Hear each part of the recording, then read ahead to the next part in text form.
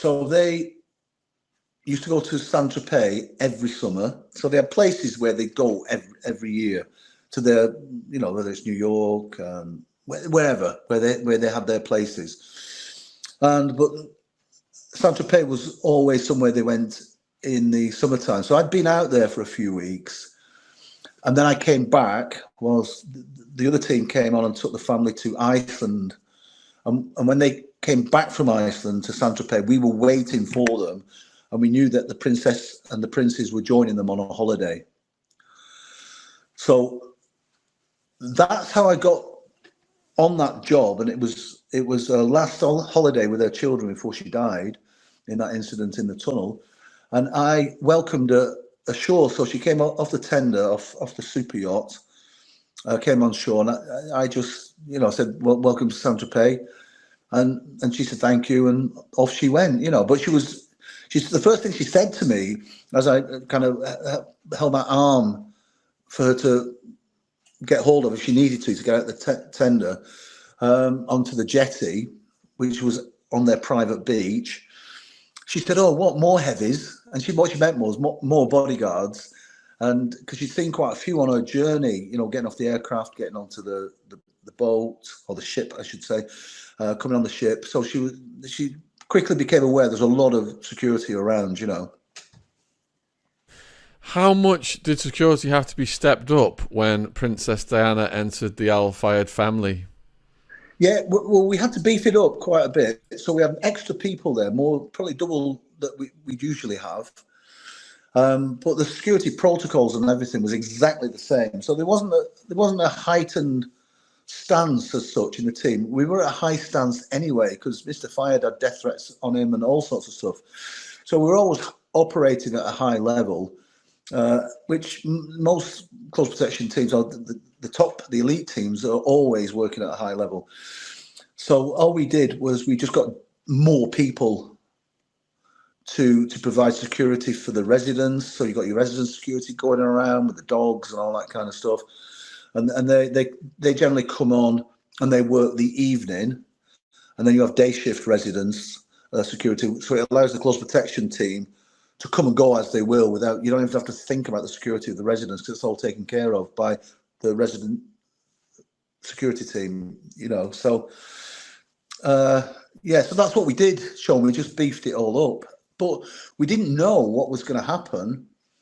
And at that time, when you do your risk assessments and you're looking at, who's possibly going to come and do anything to the princess, and it could be anything. It could be taking an inappropriate picture. It could be putting a listening device. It could be a physical attack. She had a lot of stalkers, by the way. It could be anybody, but we kind of did our assessment and we thought she was heavily involved in the demining program, and she worked with the Halo Trust. And I've subsequently been back with them and taught some of their teams who were going out into hostile zones. And it was really weird to just go in there. There's pictures of Princess Diana everywhere. But she was heavily involved in that project. And we kind of figured that these people that produce these landmines, she's going to put them out of business. And these companies turn over billions and billions. So we kind of thought that could be a problem. So we just didn't know. So, we were kind of a heightened state of awareness as usual. But little did we realize it was going to be the paparazzi that was the problem. And it turned out to be the problem right at the end in Paris. But we had two paparazzi came over. We got a message from the ship saying, Lee, there's some guys to your left on this path, on this like a rocky path. They seem to be holding cameras. We're not too sure. So we went to another lot, me and my friend, and it was a paparazzi with a minder, very aggressive, extremely aggressive. And anyway, my friend banged this minder out. It was a bit of an altercation. And the cameraman left, and we had him the cameras and all the rest of it. And he threatened us, and he said, "Right, I'm going to tell them you're here." We figured they were going to know we're here anyway. But so off he went. And then I took the princess and Fire's wife, Henny, Miss Henny we used to call her, or the Hen, I took them out shopping that day, and we went down the town, and as we were going around the town, I was watching her. She had a flat cap on, dressed down, and all that stuff. Nobody recognised her. There's various reasons, why you can disguise yourself very, very easily and nobody recognised you. And she had it off to a T. So she was dressed down, I said, sunglasses on, cap on, and off she went. But everybody she met, you could see she lit them up. They didn't know who she was. They're smiling, and she had time for everybody. She talked to everybody. I was like, wow, what an incredible woman. You meet somebody and you just feel their vibe. And I was taken aback by it. I really was. And I thought, hang on, there's somebody special here. This is a very, very special lady. And the interesting thing was, and I refer to this as well, as I said, when I'm speaking, I'm doing my high performance bit, that after a few weeks with the Fayed family, they started to change too. They'd never speak to you. Mrs. Henny wouldn't speak to me. Dodie Fayed had never spoken to me. I'd driven him, seen him on many occasions. Mrs. Henny, she'd say hi to me. I actually got on with her okay. But the kids could be a bit rude. It didn't bother me. I loved working there, by the way. I had a great relationship with all the family. But all of a sudden, Mrs. Henny started smiling. She started chatting. The kids would say, listen to this, mate, it'll blow you away. They'd say please and thank you. Unheard of. Dodie Fayed actually spoke to me. And I was like, wow, how can somebody change a family, in just days? And so that's when I first met her. And then when the paparazzi came, it was just, you've never seen anything like it, Sean. It was hundreds of them, hundreds, and they were on boats, helicopters, and then it all went wrong. Well, it didn't go wrong. We were kind of mitigating it and all the rest of it. But I looked and I thought, who could live in this daily? It was just incredible to be there and witness that, How did you keep them at bay if it was that intense? Well, what we figured out in the end, the princess helped out as well. What we figured out in the end, there's nothing we can do about it. We kind of managed the beach so they wouldn't come close on the beach. But we just had to try and get on with it, with them being there. And every vehicle that went out, it was, motorbikes around you, these little scooters cutting you in and out. And they didn't know who was in the car, but they just didn't know. And then we started sending decoy cars out, and we go on little decoy missions. And what we tried to do is we tried to create a space for them to at least enjoy an hour or two. So we'd send one ship off one way, one ship off another way, knowing we could half them. And then we'd send maybe 3 or 4 vehicles going out. We had all the armoured vehicles. So we wanted them to think, where's she gone? In which one? And we had some of the girls that were similar looking. So they just didn't know, knowing full well, within a few hours they'd get it. And then we'd go off to a beach somewhere or do something. Or sometimes we actually stayed at the villa and went down on the beach and there was no one there. So we just thought it's like a game of cat and mouse. But we were never speeding. We were never running away from them because, one, it's unprofessional. You get this thing about bodyguards driving fast everywhere. The faster you drive into trouble, right? So, there was none of that. It was all managed. And I remember one day I came up with this plan, and there was a really narrow route in Saint-Tropez. And I went back there, and did some filming for a documentary on Dodie Fayed. And it's just won an award in the States, this documentary. And I'm in it quite a bit. So I went to Saint-Tropez recently, and I've not been back since. And it was, wow. I was like taken back all those years. And I went to this one road, a narrow street, and I figured if me and one of the guys get in rear armoured vehicle. As we go down this street, we can get out, open the doors, so that even the push and the crush of them would even jam the doors further onto the walls. They couldn't get past. So we did that, and it worked, and it allowed the princess to get on the ship and the ship to get away. And you didn't have the technology we've got now, the social media and all that kind of stuff. And off she went, and then we drove back, and then there was me and my mate. We got on a pair of jet bikes. There were, I think, the 1,300 Kawasaki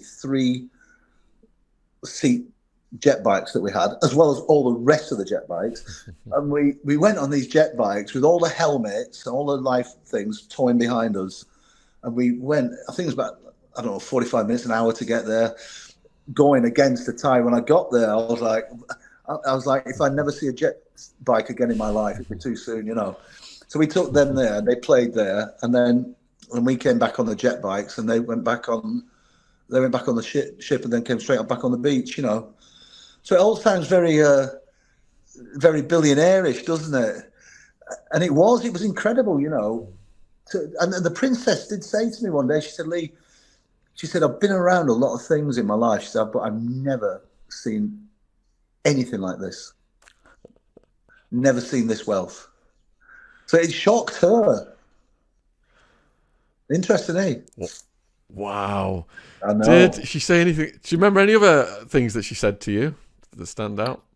Yeah. We chatted lots, you know, and I'd take her to the ship when it was in Saint-Tropez harbour. We were about 25 minutes from there by sea.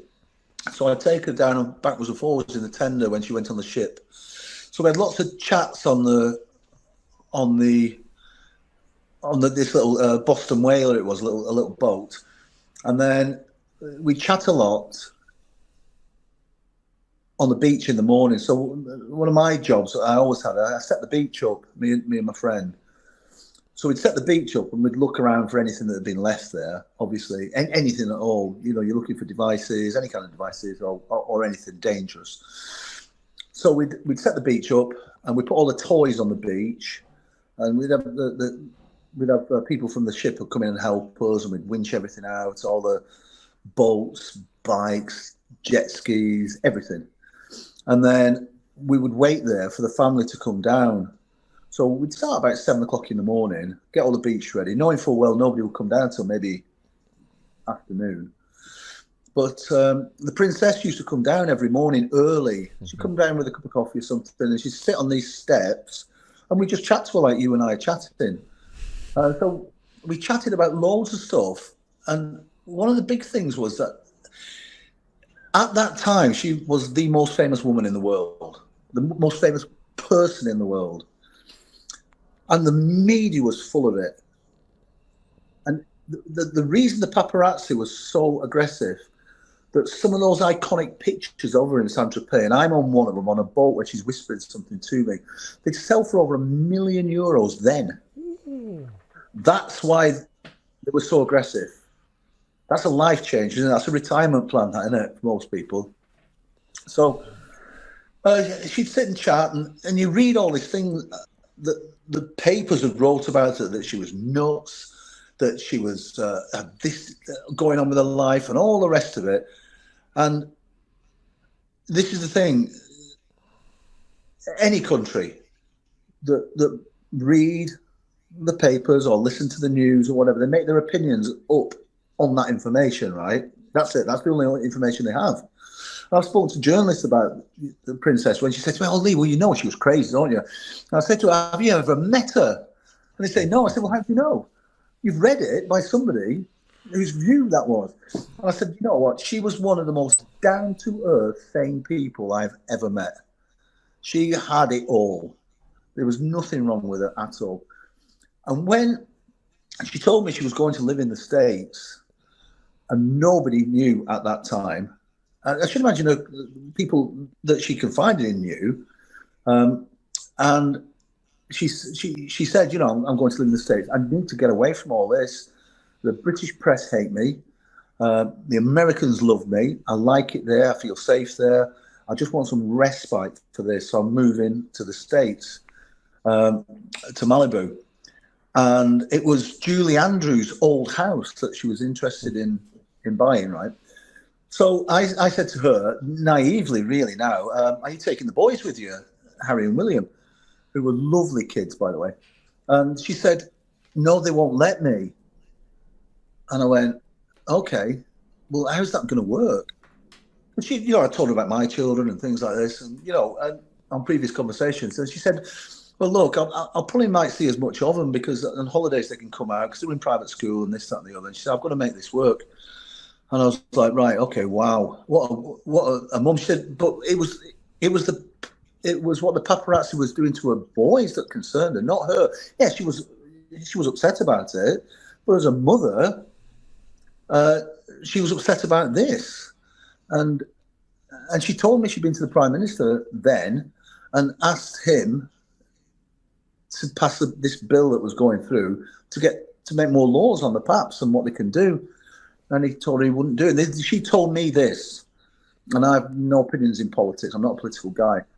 But it was Tony Blair. And she said, I asked him, and he said to me, no, if I get the paps off you, they'll come after my government. You're going to have to live with it for a bit. And she said, yeah, it was shocking. I felt really, really angry when she told me that. It affected me quite a lot.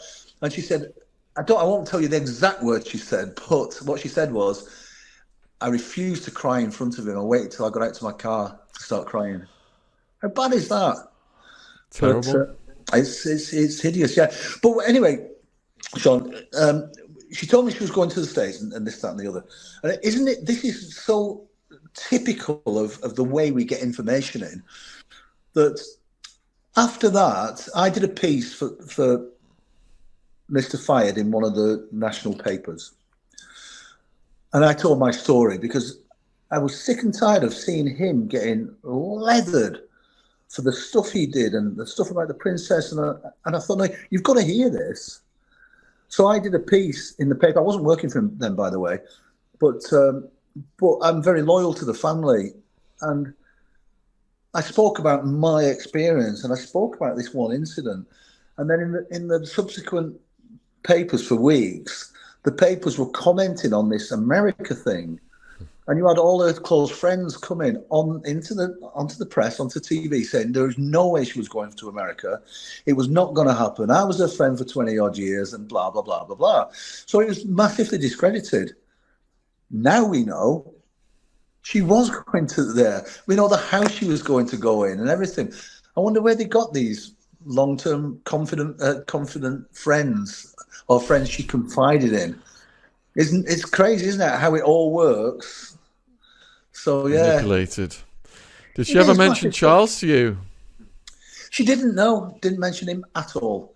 Didn't mention him. I didn't hear her say one bad word against anybody. And I remember the Sun newspaper came out with this thing.